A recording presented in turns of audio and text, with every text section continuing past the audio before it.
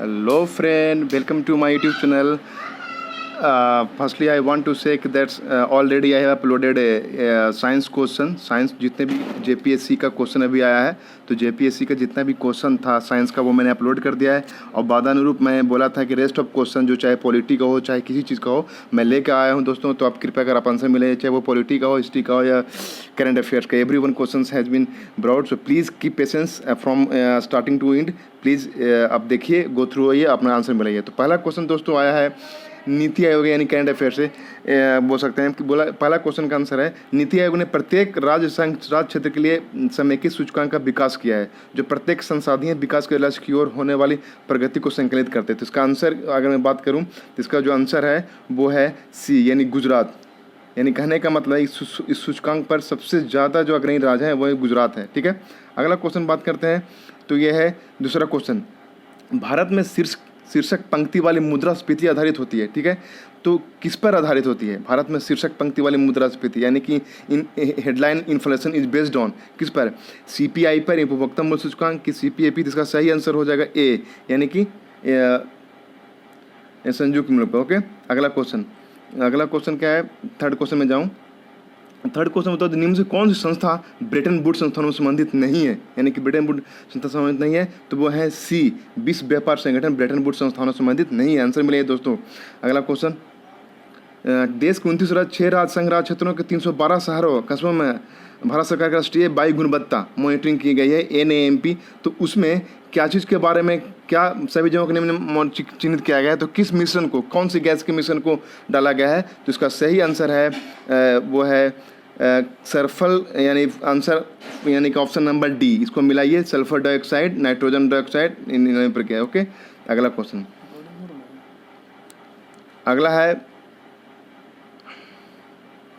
Yes हाँ। अब पाँचवा क्वेश्चन, बट दोस्तों पाँचवा क्वेश्चन नहीं है क्योंकि 5 से 19 तक सब साइंस का क्वेश्चन थे जो मैंने इसका आंसर अपलोड कर दिया है। इसका मैं लिंक में डाल दूंगा उसके नीचे में, हालांकि ऑलरेडी अपलोड जस्ट मतलब कि 10 मिनट पहले मैं डाला हूं, तो आप जाके देख सकते हैं। अगला क्वेश्चन है 20वां क्वेश्चन है, वो है मुगलों के समय झारखंड का प्रदेश किस नाम से जाना जाता था? तो ये झारखंड के नेटिव क्वेश्चन है, तो इसका आंसर होगा, सही आंसर होगा डी यानी कि कुकरा जाना जाता था। अगला क्वेश्चन है किसमें अंग्रेजों का झारखंड में सर्वप्रथम प्रवेश कब हुआ था, किस जिले से हुआ था? तो इसका सही आंसर है बी पाकुड़ जिले से। इसको आप याद रखें, मिलाइए। अगला क्वेश्चन है दोस्तों कि भूमिज विद्रोह का नेता कौन था?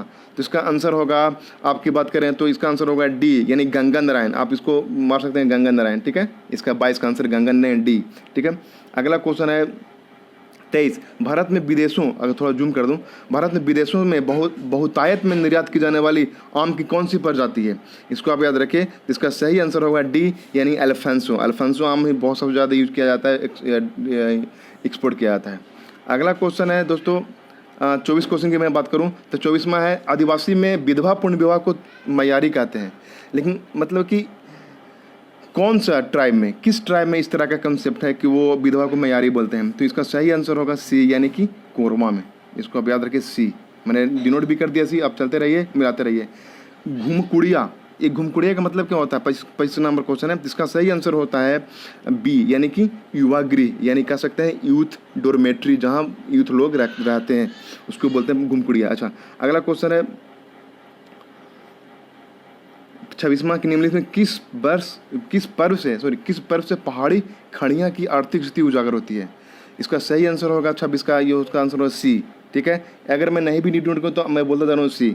ओके, अगला क्वेश्चन है 27। किस आदिवासियों का निवास स्थान टंडा के नाम से जाना जाता है? कहाँ के आदिवासियों का, किस आदिवासियों का जो स्थान है वो टंडा है? तो वो उसका सही आंसर होगा ए। ठीक है, इसका सही आंसर होगा ए।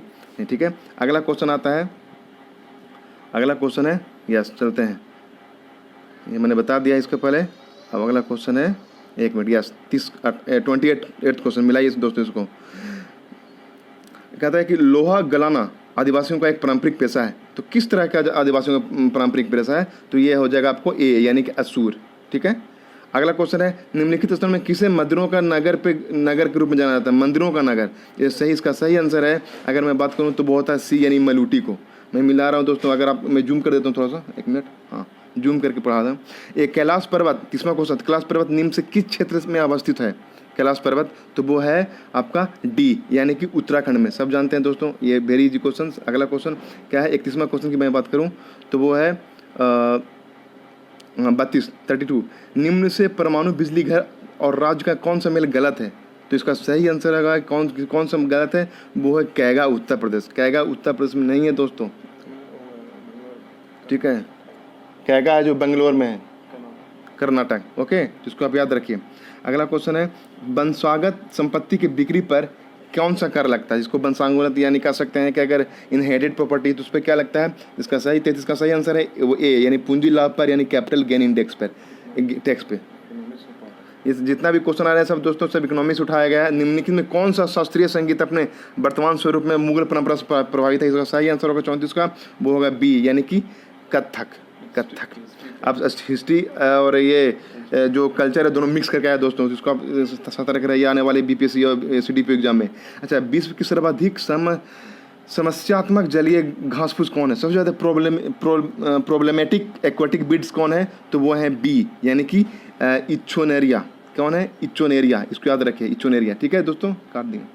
अगला क्वेश्चन है, ये हो गया 35 तक क्लियर हो गया दोस्तों। अब आता है 36वां क्वेश्चन, 1 मिनट। 36 क्वेश्चन क्या है दोस्तों, निम्न कौन सा लौह धातु का अयस्क है? ये तो वेरी इजी क्वेश्चन, साइंस से उठाया गया है, साइंस नहीं बोल सकते हैं, साइंस नहीं। 36 का इसका है डी यानी कि हेमेटाइट। आप जानते होंगे हेमेटाइट निम्न कौन सा शहरी जीवन की विशेषता नहीं है? 37वां के अनुसार प्रतिस्पर्धा, अभिव्यक्ति संबंध की मानवीय मूल का नाता। इसका सही आंसर हो जाएगा बी अभिव्यक्ति संबंध यानी कि इम्पर्सनल रिलेशनशिप नहीं होगा। 37 का आंसर होगा बी। अगला क्वेश्चन बात करें 38 का, तो 47 से पहले 26 जनवरी क्या कहा जाता था? आप याद रखिए, इसका सही आंसर होगा, अगर मैं बात बोलूँ तो इसका होगा आंसर डी यानी पूर्ण स्वराज, ठीक है। अब अगला क्वेश्चन है तो जूम कर दें ताकि आपको आसान पड़ेगा। हाँ, निम्न कौन सा सर्वाधिक घरेलू रासायनिक प्रदूषण कारण है? तो इसका सही आंसर कौन सा होगा? ये होगा बी कोयले का जलना। ये रासायनिक, क्योंकि एक बार जो जल जाता है तो वापस उसको आप कोयला नहीं बना सकते दोस्तों। बाकी रेस्ट ऑफ आंसर है उसमें आप एक चीज़ कर सकते तो वापस आप ला सकते हैं, जैसे मच्छर वाले तत्व, लच्छे का जलना, खाना बनाने वाले गैस का जलना, ये सब, ठीक है। अगला क्वेश्चन है, मैं टिक मार दे आंसर ही बोल दे रहा हूँ दोस्तों, मिला दीजिए। भारत में दूसरी सबसे बड़ी जनजाति कौन सी है? अगर मैं बात करूँ तो वो है आपकी डी यानी कि गोंड। ये एमपी में पाई जाती है शायद, और ये याद रखिए गोंड। 40 का डी। 41वां, अगर 41 की बात करूँ किसे 2019 में कुश्ती में राजीव गांधी खेल रत्न पुरस्कार मिला है, तो इसका सही आंसर है 41 का ए यानी बजरंग पुनिया को, जिस बार कांस्य पदक ला पाए जापान में यानी टोक्यो ओलंपिक में, ठीक है। तो इसका आंसर हो गया। अब 42वां मैं बात करूँ तो संयुक्त राष्ट्र द्वारा मानव अधिकारों की विश्वव्यापी घोषणा कब अपनाया गया? तो इसका सही आंसर होगा डी यानी कि 10 दिसंबर 1948 को। आप मार सकते हैं, मैं बोल दिया हूँ, अगर नहीं टिक मारूँ तो भी समझिएगा। अगला क्वेश्चन है, कौन निम्न से किन्हें भारत के अंतरिक्ष कार्यक्रम का जनक माना जाता है दोस्तों? तो ये है आपका आंसर होगा, इसका सही होगा विक्रम साराभाई, क्योंकि विक्रम साराभाई बहुत बड़े साइंटिस्ट थे, इनके नाम पर विक्रम साराभाई अंतरिक्ष संस्थान भी है जो बेंगलोर में है। अगला क्वेश्चन है 43 हो गया दोस्तों। अब आते हैं अगला क्वेश्चन 44 में आते हैं, ठीक है। तो 44 में है, निम्नलिखित भारत के राज्यों में कौन सा राज्य सर्वाधिक वन्य आच्छादित है? तो very easy question, very static question, that is ये बी। इसमें ऑप्शन के अनुसार बोला दोस्तों, ऐसे मैं कहूँ तो ये एमपी हो जाएगा, लेकिन ऐसे मैं बात करूँ इसमें अनुसार तो ये मिजोरम है दोस्तों, याद रखिए, ठीक है। अगला क्वेश्चन है, भारत के प्राण द्वारा शुरू की गई रो फेरी, यानी क्या कहने का मतलब है, रो फेरी एक तरह की योजना है, किन दो चीज़ों को जोड़ती है? तो इसको सही आंसर होगा डी यानी कि घोंघा और दहेज। इसको याद रखिए दोस्तों, डी। अगला क्वेश्चन है 46वां, निम्न कौन सा आपदा के बाद का उपाय है? मतलब कि जब आप डिजास्टर हो तो उसके बाद कौन कौन से उपाय कर सकते हैं? उसका सही आंसर है पूर्ण निर्माण, क्योंकि क्षेत्रीय ग्रंथ होगा नहीं, पूर्ण निर्माण, जितने भी डिवास्टेशन हुआ है उस सबको सही करना। अगला क्वेश्चन है, ब्रिटिश प्रधानमंत्री विंस्टन चर्चिल ने नोबेल पुरस्कार जीता था, आपको मालूम होना चाहिए, तो किस क्षेत्र के लिए जीता था? इसका सही आंसर और साहित्य के लिए, यानी कि इसका आंसर अब बहुत लोगों ने गलत करके आया दोस्तों, लेकिन इसका सही आंसर साहित्य के लिए। Most of have gone for शांति के लिए, कि चूँकि राजनीति तो राजशांति नहीं, उनकी किताब के लिए दिया गया है दोस्तों। अगला क्वेश्चन है 48वां क्वेश्चन, इसमें मिलाते जाइए। भारत के राष्ट्रीय मानवाधिकार आयोग का वर्तमान अध्यक्ष कौन है? वेरी इजी क्वेश्चन दोस्तों, और ये बहुत विवादित भी रहा था। इसका सही आंसर है न्यायमूर्ति, अगर मैं बात करूँ वर्तमान अध्यक्ष के न्यायमूर्ति HL दत्तू है। लेकिन एक्चुअली क्या है दोस्तों कि अभी एस राजेंद्र बाबू को बनाया गया था, बस वो टेम्प्रोरी थे, लेकिन अंत में एच.एल. दत्तू ही सही आंसर होगा। अगला क्वेश्चन है कि राष्ट्रीय आपदा प्रबंधन प्राधिकरण गठन कब हुआ? चूँकि आपदा हुआ था दोस्तों चमोली वगैरह का, तो उसको आप पढ़ के जाना चाहिए था। 49 का सही आंसर होगा डी, 2011 में हुआ था आपदा प्रबंधन प्राधिकरण का गठन। ठीक है, और ये लेकिन ये गलत है दोस्तों, ये 2011 नहीं होगा, सॉरी दोस्तों, ये 2005 होगा, जब सुनामी आई थी भारत में। उसके बाद से भारत की सरकार ने राष्ट्रीय आपदा प्रबंधन प्राधिकरण का गठन किया था।